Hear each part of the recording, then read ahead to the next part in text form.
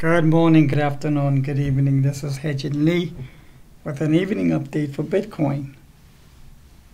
And I'm going to make this pretty short.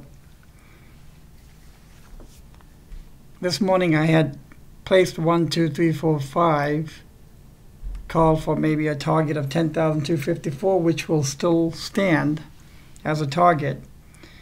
And it didn't change too much throughout the day.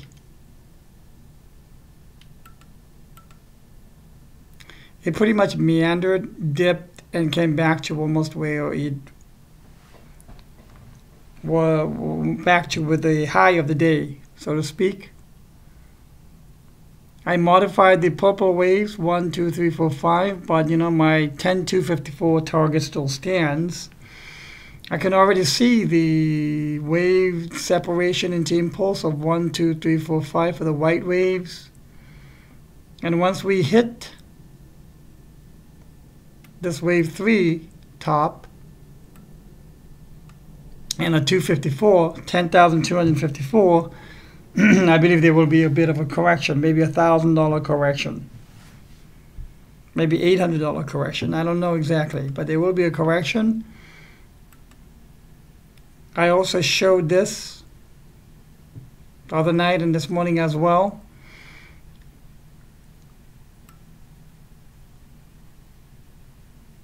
This purple wave 3 equals 10,254. I think we will get there and correct. 1, 2, 3, 4, 5. This is the fifth wave, in my opinion. And then we'll correct where?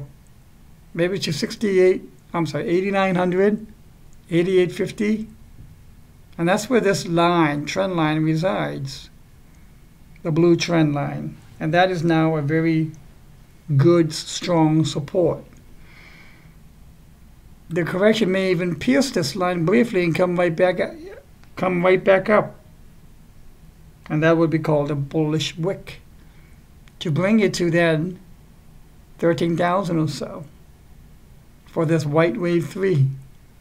Then that white wave 4 will correct down again, probably to this trend line, to maybe 10,306.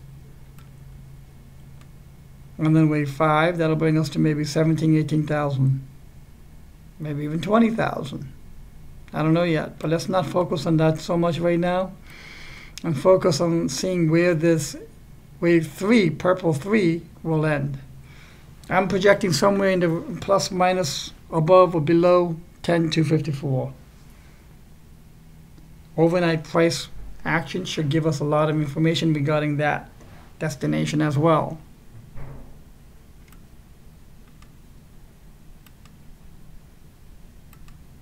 So again, the white waves 1, 2, 3, 4, 5 should play out. And for some of you, someone asked in the comments, once you hit 10,254, so would I sell? No, I wouldn't. What I would do is I would buy the dip.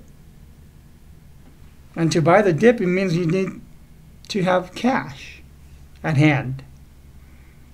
And I can bet many of you, most of you probably are 100% already invested with almost zero cash available in your portfolio. And there's probably two primary reasons for that. One, your laddering wasn't very good. You laddered so that the range you cast the ladder at was too narrow, so if just about all of your rungs got filled. Understandable. The second reason is because maybe instead of laddering, you bought everything in a single swoop transaction and you empty your wallet into that transaction buy. And you have no more cash left. Which means what? You cannot buy the dip. So if you have no more cash left, it might be good to sell some to raise some cash here and deploy some, not all of that cash, into buying this dip. You have to have 10, 15, 20% of your portfolio as cash. That is a basic tenet of every money manager.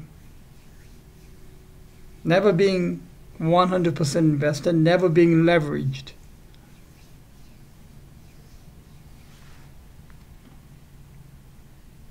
Now for me, I just let it be.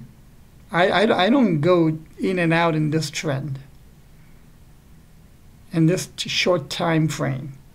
I'd rather go for the longer durations, represented by the white waves. I may sell here some, buy back here. It's a bigger range too. The more you trade and the shorter your time frame, narrower the range, therefore, the more your portfolio net liquidation value will look like this if you chart it. Like an alligator teeth. The less you trade and the greater your time frame, the more smooth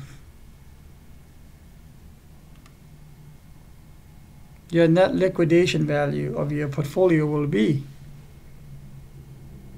Last time I said that the less you trade, but this time now I'm adding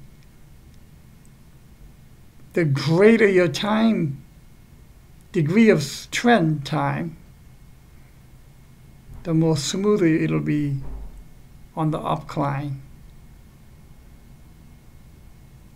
And the opposite of that is alligator teeth on a down trend. And you don't want to be here. You want to be here. Which it means you don't have to look profit from every opportunity. That's silly. Just because there's a 3 and a 4 coming, you don't have to get out all and then buy it all back here. The reason is because if you try to do that, more often than not, you're going to miss the boat on this one. Maybe it just comes down here, and you're waiting to have it come down here, and by the time price gets up here, you miss the bus. And so then you try to pour it all in here again, but now you're getting greedy. You're not really, you're shooting from the hips almost. You're not really following a tactic and a strategy. In my early days, I often said to myself, less of me in this will mean more profits. The less I meddle with it, the more profits I will get. And the less meddling to me means higher degree of time frame. And let the price flick around in a short degree of trends. So that's the nugget for the evening that I would give out. Don't overtrade. Always have cash so you can buy the dips.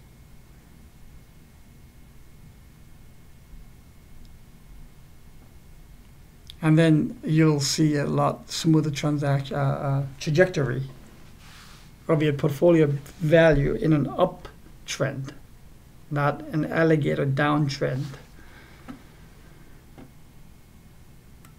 All right, Bitcoin Cash. Broke out of the triangle, making another triangle. Look at the fractals. These are no accidents. So this should break out. Target still is 2068. Now I want to show also here that this, in Bitcoin, I had called it a flame out. It was burning the vapor fuel of the bullish sentiment. And they just got flamed out. Nothing left afterwards. Now in Bitcoin, I'm not seeing a flame out. It's a very orderly juxtaposition of bars, price bars. There's no thin line of price bar with no body. This was like a mini flame out. And I'm not seeing a flame out. We may see a small flame out from here to here, to hit the 10,250 or so. And then come right back down. And then that'll initiate the correction to 8,900 or so. So what I'm saying is the breaching of this blue trend line is very decisive. This is not probably going to be, it will not be a bearish wick. We are now on a trend where this trend now will use this blue line as support to bounce off. This is not a flame out like what you saw in Bitcoin, and then as a subsequent big crash, not a crash, correction, deep retracement. I'm not seeing that here. Again, a small mini one might occur here to spark and initiate the correction. So yes, a healthy correction is coming, in my opinion.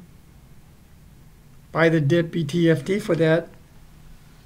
Raise a little bit of cash if you have zero, and deploy only some of that cash and keep the rest as cash.